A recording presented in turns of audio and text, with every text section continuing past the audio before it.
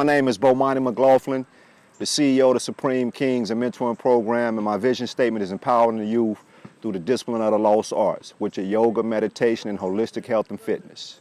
All right, cool, man. So what made you want to start the Supreme Kings? Good question, Mac. What made me want to get into mentoring is the fact that a few years back, well, more than a few years back, I used to work at a group home. So just coming into that line of work, seeing how important it is to make a positive impact in the youth and try to steer them in the right direction, I felt like it was a calling of a sort. So after I finished my work with the group homes, after that era kind of faded out, I started doing some volunteer work with Reggie Singleton at the Mills Place. Shout out to Reggie. And from there, a few years ago, I actually applied for a job at the Powell Rec Center. And due to the fact that I had a few scars on my record, I wasn't able to get the job. So I wasn't discouraged because they told me I had a great vision, great interview. So I decided to form my own program. And that's when it all started. May 7, 2010 is the official birth date of the Supreme Kings.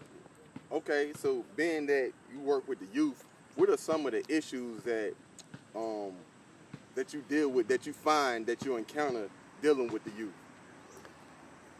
Some of the issues that I deal with, well, one of the biggest issues that I would say is parental engagement. And we talked about this before. Let me just slow down for a minute on this. When I look at our community, and you know, I'm on Facebook, so I'm constantly seeing what's going on social media, trying to stay abreast of everything. There are a lot of people doing work in the community, Mac. You know, you got brother Reggie Singleton over there, he got the Mills Place. You got my man Dink over there with True Blue, you know, so you have people doing work in the community. The problem with us is we don't take advantage of the services being offered by the quote-unquote village. You know, you even got sisters doing heavy work in the community. You got Asha Sims doing yoga. You got Eternity. You know, you got Leah. You know, those just to name a few. So with all that being said, I think we as a people have to really get back into understanding how important it is when we say it takes a village to raise a child, and then really start taking advantage of some of the services being offered by the community. So now when I spin it full circle, I bring it back to parental engagement, even with what I deal with. You know, we run a tutoring program, and I tell my staff and other people, I say, you know, the average kid not just go sign up for a tutoring program. This ain't pizza and basketball. So it has to be a parent who understands the value of it, who say, you know what, I'm gonna make sure that my child gets the academic reinforcement that they need so they can become a better student.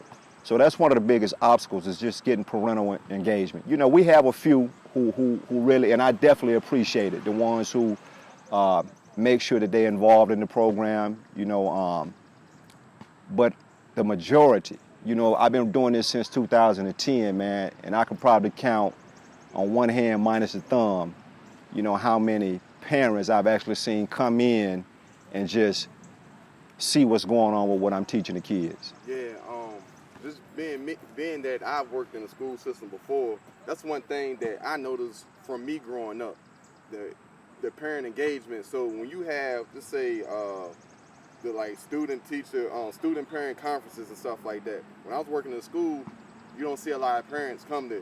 Right. And I began seeing that as, you know, as an adult, and when I was working in the school system, I'm like, man, it's not that many parents here. Right. You know, and going back to what you said, me being a kid, you know, if my mother didn't tell me to do some type of academic stuff, I wasn't doing it. Right. So if you have kids out here without the parents behind them or some type of parental figure telling them, you know what, no, you gotta do this, the kids aren't gonna do it. That's right. They're not gonna do it. That's right. Yeah. Me personally, I think it's this notion, it's going back to what we talked about before too, but I think it's this notion about just educating oneself. You know, being educated, man. Because it just seems like it's this theory that it's not cool to be smart anymore. Right. You know? And without, you know, adults implementing that, no, you need to learn, kids not gonna learn. Yeah, and a lot of that, you know, AMAC comes from the pool of social media. You know, that's what a lot of the kids are being influenced by, what they seeing. And you're right, man, it's not quote unquote cool to be that A honor roll student. Right. We give more praise to the cat coming home from prison than we do from the cat who graduating. And it's sad to say, but that's just, our mindset. A lot of us, the way we look at things. On that note, Mac, I just feel like it's a couple of things that pull against us, but I think the biggest thing, man, is, for one, we don't have a lot of men in the homes,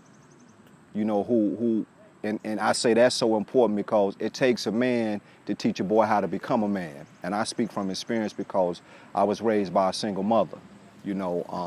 She gave me good morals and ethics, but it wasn't a man in the home. So my father figure was a man named Mr. John Ramadan, who has a very good reputation throughout the community. He's a real estate owner. He's an imam. He's a Muslim leader. So with all that being said, he was, and still today, he is my father, the person that I consider that I look up to as a father figure. But when you don't have that, you have these single parents trying to teach these boys how to be men, right? And again, a woman can't show a boy how to be a man. So it's important, again, to get engaged with some of these programs who are out here working in the community, trying to give these boys the proper tools in their transition from youth to adulthood. And I think that's the biggest thing. If you don't have a man in the home, be sure that your children, especially your boys, be sure your boys are able to get the influence of strong, positive male figures. Yeah, man, for sure. I can attest to that. I was fortunate enough to have my father in my life, and his father wasn't around. So to have Gotcha. my father in my life, I can venture to say, if he wasn't there, or if it weren't for my mother's brothers, my uncles, Right. being on me, I would probably have taken a different path. Right. It's so easy to do that. Man, hey, Mac, man, listen, man, it's serious, man. When you think about it, like I have kids come in my program, man, 6 years old, can't tie their shoes because mama's still tying it for them. And it gets serious when you look at these little boys, God willing, are going to become men someday. So you have to groom them for that position. So when you got teenagers at home, man, who not even cleaning up their own room, they can't cook and clean, they're not thinking about what they go do when they graduate from high school. They're just thinking about, well, I'll just get a job. You have to look at what are we grooming them to be when we don't prepare them for what's out here in this world. Right. Man, it's a lot of stuff, man, out here in this world, especially for young black boys. Or to break them down. For sure. Yeah. It's either go make them or break them. It is, man. And it goes back to kind of like what we had discussed earlier. It's like, if you don't really take the chance to get to learn who you are, to be self-aware, or just to understand, again, the pitfalls that are out here, how can you avoid them? How you go avoid the pitfalls if you're not conscious of it? Yeah. That's why the stats don't lie, And the change, it's a mindset. It's a mindset. When you look at all the violence and criminal activity going on, man, and you look at the flip side of it, how we exploit it. We exploit it on social media. We exploit it through the music, And I know art imitates life, but how many people are really showing the other side of the game? Like Pimp C was big on that. He was big on that, like, man, we out here talking about hustling, but what about the guys out here who got life in prison? Or the guy who was affiliated with gang life who not paralyzed because of that life. A lot of kids don't understand the other side of the game because it's not portrayed. So a lot of them are lured in, not really understanding like how heavy it really is when you decide to get involved in a life of crime or do certain things that are negative. The karma that comes back with that. So again, I think it's about, like you said, it's about bringing awareness and bringing a solution. Wow, man, we could talk about this till the sun come up and down, but solutions to the problems that we have. So me trying to bring a solution is through the arts that I teach in the program, because the arts are designed to give you discipline and structure, and that's just me trying to play my small part. Yeah, one thing that's heavy that you have said, I've heard you mention a few times, and it's so real, because you said if you want kids to stop doing something, to put certain things down, you gotta replace it with something. That's right.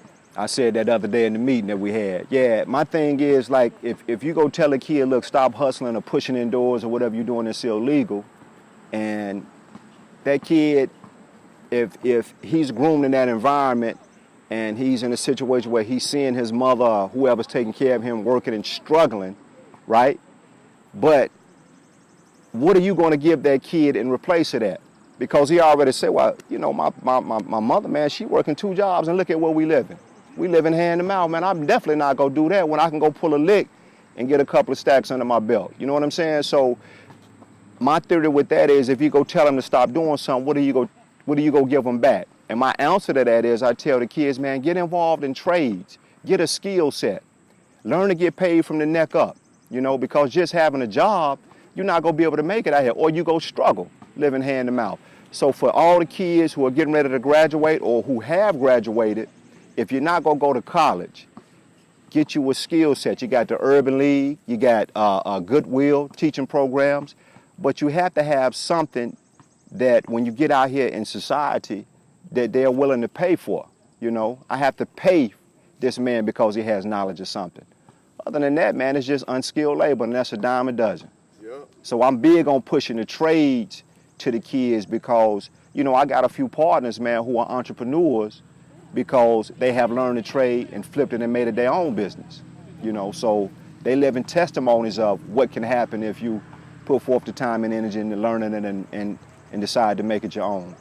I mean, that's kind of like going back, I guess, to our essence in a sense, because before these, I guess, you know, the dollar bill, the currency, you had to barter things. Right. So, you know, I grow crops over here, you know, you got a mason over here or whatever. Right. So you get a lot of goods by having a service that you can provide the next person to trade and stuff. That's right. So it's kind of like that. And if you don't have that, pretty much, man, subject to just be working for somebody and you don't know what's going to happen to you. Yeah, general labor. Yeah, general labor. Yeah. Yeah, if you leave, they got 100 a stack of resumes or I can't even think right now, A-Mac, applications in the back, man, where they can just pull them up and just replace you. Yeah. You know? So you never getting like, what you're worth, you're never going to get that. Nah. That's real. That's real. Okay. Okay. I mean, we can talk about that forever. Yeah. We're going to do a series of these, so definitely. I mean, we're just going to, we're going to touch on that at another time. So, okay, can you tell the people about, like, the program, when it is, and where it would be at? The program is here, right here. For those who don't know, we're sitting out here at the Arbor Glen Rec Center off of Clanton Road. Throughout the school year, we run it 3 days a week. So on Tuesdays and Thursdays, right here at the Arbor Glen Center, we have tutoring from 5:30 to 6:30.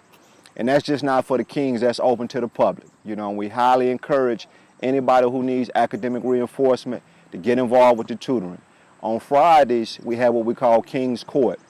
And that's when we get involved in the mentoring aspect of the program. And each Friday, we have a different curriculum set up for the kids.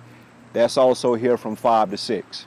So you got Tuesdays and Thursdays, 5:30 to 6:30 for the tutoring, and on Fridays from 5 to 6, King's Court. All right, now we signing off, man. You know, I appreciate it. No doubt.